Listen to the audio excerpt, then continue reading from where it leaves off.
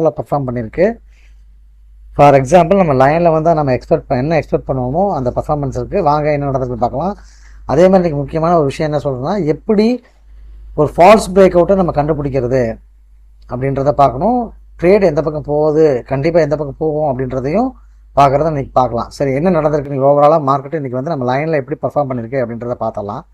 Okay, ஆக்சுவலாக market பார்த்தீங்கன்னா நம்ம எஸ்டர்டேயோட தேர்டு கண்டில் இந்த இடத்துல கொடுத்துருப்போம். இந்த இடத்துல கன்னியூவாக ரிஜெக்டாக இருக்கும். அதே நம்ம மென்ஷன் பண்ணி 995ங்கிற லெவல் வந்து குரூஷியலாக வந்து சப்போர்ட்டில் இருந்துச்சு. அதை நம்ம தெளிவாக சொல்லியிருப்போம். ஸோ அந்த இடம் வரைக்கும் வரல எக்ஸ்பெக்டேஷன் இருக்கும் அப்படின்றதையும் நம்ம எதிர்பார்த்தது தான். மார்க்கெட் எங்கே வேணாலும் ஓப்பன் ஆனாலும் மார்க்கெட் இங்கே வந்து இங்கேருந்து ரிவர்ஸ் ஆகணும் அப்படின்றது நம்ம எதிர்பார்ப்பு. ஆனால் என்ன நடந்திருக்கு எதிர்பார்ப்பில் அப்படின்னு பார்க்கலாம். மார்க்கெட் என்ன நடந்திருக்குது, இந்த எஸ்டர்டே ஆர்டர் பிளாக், இது ஆர்டர் பிளாக்னு சொல்லலாம், இல்லைனா நம்ம லைனே பேசிக்கலாம். நம்ம எப்பவுமே மார்க் வந்து நம்பர்ஸ் தான் சொல்கிறோம். ஸோ இதுக்கு கீழே மார்க்கெட் ஹோல்டு ஆகிருந்ததுன்னா இங்கே வந்திருக்க வாய்ப்பு. இந்த இடத்துக்கு கீழே மார்க்கெட் ஹோல்டு ஆகலை.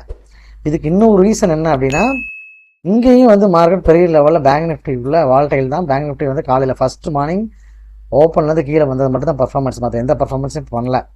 ஸோ அப்படி இருக்கும்பொழுது இண்டெக்ஸ் ஷார்ட்டேஜும் ஆயிடுச்சு. ஆனால் நிஃப்டி ரேலி கன்னியூ ஆகிட்டே இருந்துச்சு. பேங்க் நிஃப்டி இண்டெக்ஸ் ஷார்ட்டேஜ், ஆனால் நிஃப்டி ரேலி கன்னியூ ஆகிட்டே இருந்துச்சு. இப்போ வரைக்கும் பாருங்கள், பேங்க் நிஃப்டி பார்த்தீங்கன்னா 400 பாயிண்ட் இருக்கணும், நிஃப்டி 200 பாயிண்ட் தானே. ஆனால் இப்போ வரைக்கும் 137 பாயிண்ட் தான் இருக்குது. ஸோ இப்போயுமே வந்து பேங்க் நிஃப்டி வந்து இண்டெக்ஸ் ஷார்ட்டேஜில் தான் இருக்குது. ஸோ அதெல்லாம் பர்ஃபார்ம் பண்ண முடியல. ஓகே, சரி, இது வந்து நம்ம எப்படி நம்ம ஃபைன் பண்ணிருக்கலாம் அப்படின்னா, பிரேக் அவுட்டை நீங்கள் ஃபஸ்ட் கேண்டில் பிரேக், ஆக்சுவலாக இந்த சினாரியா எப்போ வந்தாலுமே மார்க்கெட் வந்து வால்டைல் ஆயிரும். இந்த ஜோன் நான் திரும்ப சொல்கிறேன் பாருங்கள், நம்ம ப்ரீவியஸ் கிளாஸில் நான் சொல்லியிருப்பேன், அதாவது இந்த இன்ட்ரோ கிளாஸில் சொல்லியிருப்பேன். இந்த மாதிரி ரேஞ்ச் வந்து ஹையையும் வீக்கோட ஹையையும் ப்ளஸ் ரேஞ்சையும் நம்ம கொடுக்குற ரேஞ்சையும் மேலே பிரேக் அவுட் பண்ணி மார்க்கெட் ஓப்பன் ஆகிட்டது அப்படின்னா மார்க்கெட் என்னவாகும், வால்டைல் ஆயிரும். அதாவது மார்க்கெட் எப்பவுமே என்னவாயிடும்னா வால்டைல் ஆயிரும். இப்படி மார்க்கெட் மேலே எங்கேயும் ஆட்டி அன்றைக்கி மேட்டரே முடிச்சு விட்ருவாங்க.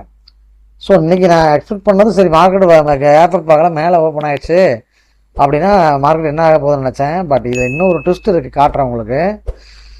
மார்க்கெட் வந்து எக்ஸாக்டாக இந்த கேப்பை ஃபில் பண்ணியிருக்கு. மார்க்கெட் இந்த கேப்பை ஃபில் பண்ண எதிர்பார்த்தோம். மார்க்கெட் இந்த கேப்பை ஃபில் பண்ணிருச்சு. மார்க்கெட் பண்ணிருச்சு. பண்ணதான் இதோட பியூட்டி. ஸோ பண்ணிட்டு அப்படின்றது நாளைக்கு எப்படி இருக்குன்னு தெரில. ஓகே, இப்போ இந்த கன்ஃபர்மேஷன் எப்படி பார்க்குறது அப்படின்னு பார்க்கலாம். இப்போ இந்த 5 மினிட்ஸில் மார்க்கெட் பிரேக் அவுட்டு, சரியா? இந்த பிரேக் அவுட் ஆச்சு அப்படின்னா இந்த மணியில், இப்போ நான் பாருங்கள் காட்டுறேன், இது ஒரு இந்த மணி, சரிங்களா? அந்த பிரேக் அவுட் டைமில் இந்த மணி. ஸோ இந்த மணியில் இருந்த ப்ரைஸ் பார்த்தீங்க அப்படின்னா ஒன்லி இதோட லோ எவ்வளோ இருக்குது பாருங்கள், 84 ரூபா லோ போட்டிருக்கு. அகெயின் ஒரு 123 ரூபா வரைக்கும் ஹை போயிட்டு திரும்ப நெக்ஸ்ட் வந்திருக்கு. மேபி இந்த ஹை, அதாவது மேபி இந்த கேண்டில் இருக்கு இல்லையா, இந்த கேண்டில் இந்த லோவை, அதாவது இந்த லோவை பிரேக் பண்ணியிருந்தது அப்படின்னா நிச்சயமாக வந்து market falls break out, market வந்து திரும்ப மேலே அப்சைடு தான் மூவ் பண்ணியிருப்பாங்க. பட் இந்த கேண்டில் அப்சைட் மூவ் பண்ணல, 5 மினிட்ஸில் மூவ் பண்ணல. ஓகேவா, 5 மினிட்ஸில் மூவ் பண்ணல. அண்ட் தென் மார்க்கெட் எக்ஸாக்டாக அதோட விக்கு மேலே க்ளோஸ் ஆகி சஸ்டெயின் ஆயிடுச்சு. ஸோ அப்போ நம்ம பையிங் ப்ரைஸ் 100 ரூபாயாக இருந்துச்சுன்னா நீங்கள் அப் டு நீங்கள் எஸ்டர்டேவோட நம்ம சொன்னோம் இல்லையா, தேர்ட் ஆஃப் லைனில் நம்ம வந்து ஒரு டார்கெட் பண்ணியிருக்கலாம். பாருங்கள் 100 ரூபாய் எவ்வளோ போயிருக்கு அப்படின்னா 200, கிட்டத்தட்ட 170 பாயிண்ட் போயிருக்கு மார்க்கெட்டு. சரி, இங்கே பாருங்கள் அடுத்து இன்னொரு சினாரியோ, இதையும் பார்த்தலாம். மார்க்கெட்டு சேம் சினாரியோங்க. மார்க்கெட் பாருங்கள் எக்ஸாக்ட் லைனுக்கு போயிருக்கு, லைனை பிரேக் அவுட் பண்ணிடுச்சு. ஆக்சுவலாக இந்த லைன் நான் வரைஞ்சிடக்கூடாது, நான் டெலிட் பண்ணுறேன், அப்புறம் வரைஞ்சி காட்டுறேன் உங்களுக்கு. லைனில் பிரேக் அவுட் பண்ணிடுச்சு, இது பிரேக் அவுட்டு. சரி, இந்த ஃபால்ஸ் பிரேக் அவுட், நம்ம என்ன பிரேக் அவுட் ஆனால் என்ன மேலே போய் நினைப்போம். இப்போ வரைக்கும் மேலே தான் இருக்குது மார்க்கெட், இந்த இதுவுமே மேலே தான் இருக்குது. ஓகேவா, இந்த இதுவுமே மேலே தான் இருக்குது. அப்போ நம்ம என்ன புட்டில் தான் மார்க்கெட் போகுதுன்னு நினச்சிருப்போம். ஆனால் புட்டில் போகணும் அப்படின்னா கால் சைடில், இது கால் ஆப்ஷன், ஓகேவா, சாரி புட் ஆப்ஷன். மேலே போகணும்னா புட் சைடில் இந்த லோவை மார்க்கெட் பிரேக் பண்ணியிருக்கணும். ஏன்னா ஃபஸ்ட்டு பிரேக் அவுட் ஆன கேண்டில் இதுதான். ஸோ இந்த கேண்டிலில் பிரேக் அவுட் பண்ணியிருந்தது அப்படின்னா அகைன், அதாவது இந்த கேண்டில் பிரேக் அவுட் பண்ணியிருக்கணும். அப்போ இந்த கேண்டில் பிரேக் அவுட் பண்ணலை. செகண்ட் 15 மினிட்ஸ் கேண்டில் ஓப்பன் ஆயிடுச்சு. ஸோ அப்போ இந்த கேண்டில் நிச்சயமாக வந்து பிரேக் அவுட் பண்ணலாம். 3வது கேண்டில் மேலே தான் புஷ் பண்ண போகிறாங்க. மேபி இந்த கேண்டில் நீங்கள் எடுத்திருந்தீங்க அப்படின்னா 100 அதாவது இந்த கேண்டிலுக்கு அப்புறம் மேலே ஒரு 100 பாயிண்ட்டுக்கு எடுத்தீங்கன்னா கூட ஒரு 80 பாயிண்ட்டுங்கிறது ஓகே தான். 80 பாயிண்ட் நம்ம அழகாக ஸ்க்ரோல் பண்ணியிருந்துருக்கலாம். ஸோ அதனால் நான் என்ன சொல்ல வரேன்னா, இந்த மாதிரி வந்து எப்படி பிரேக் அவுட்ஸு ஃபால்ஸ் பிரேக் அவுட்டை ஃபைன் பண்ணணும் அப்படின்னு புரிஞ்சுக்குங்க. ஸோ இப்படி தான் இருக்கும். உண்மையிலே எனக்கு வேறு ஒரு ரேலி.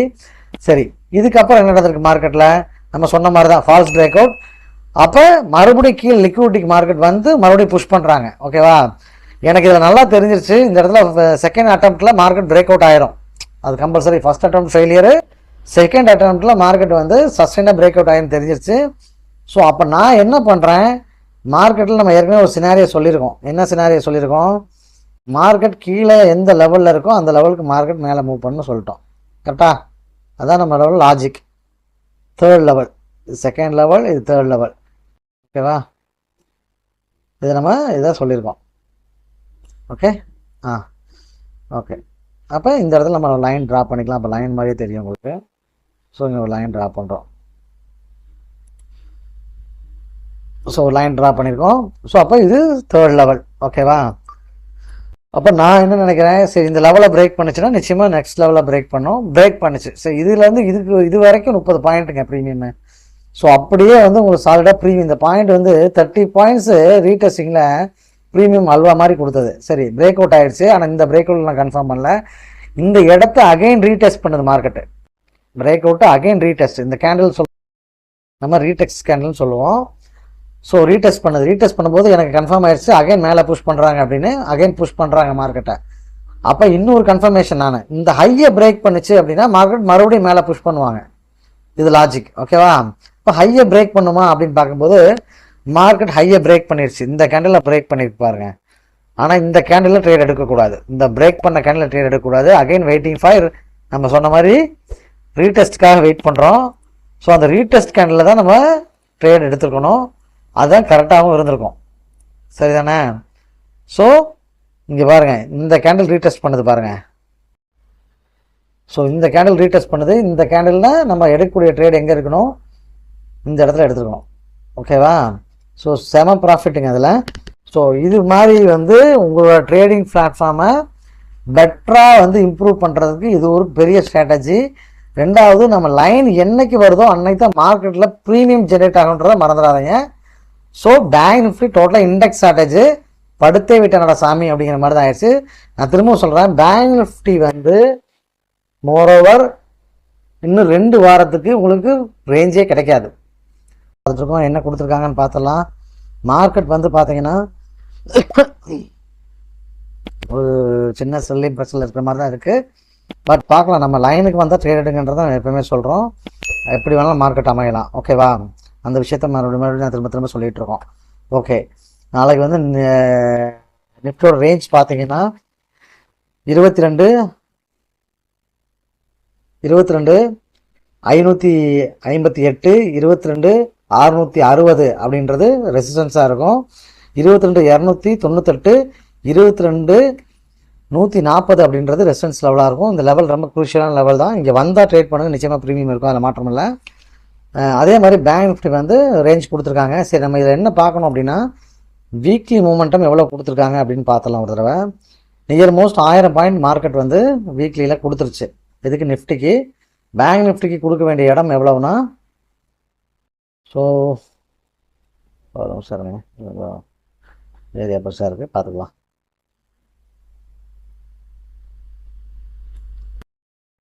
நியர் மோஸ்ட் 600 பாயிண்ட் கொடுத்துருச்சு. மேக்ஸிமம் இருந்தால் நாளைக்கு பாசிட்டிவில் ஒரு 100 பாயிண்ட் வரைக்கும் தான் மூமெண்டம் இருக்கும். மேபி இந்த சினாரியாவை நான் பார்க்கும்போது என்ன வாய்ப்பு இருக்குது அப்படின்னா, மார்க்கெட் இங்கே வந்து ஒன்று இப்படி வால்டைல் பண்ணிடலாம், அப்படி இல்லைன்னா மார்க்கெட் இங்கேருந்து மறுபடி இந்த இடத்தை பார்த்து இப்படி நகரலாம் என்று நினைக்கிறேன். ஏன்னா இவ்வளோதான் மொமெண்டம், ஆல்ரெடி மொமெண்டம் க்ரியேட் ஆகிருக்கு. இந்த வீக்கோட டாஸ்க்கு வந்து அச்சீவ் ஆகிடுச்சு. அப்படின்னா இதுக்குள்ளே தான் இப்படி தான் இருக்கணும் மார்க்கெட்டில். இதுதான் சினாரியோ. பார்க்கலாம் நாளைக்கு எப்படி இருக்குன்னு, இது நடந்திருக்கா இல்லையான்னு. ஓகே ஃப்ரெண்ட்ஸ், புதுசாக இருக்கிறவங்க சப்ஸ்கிரைப் பண்ணிட்டு பாருங்கள்.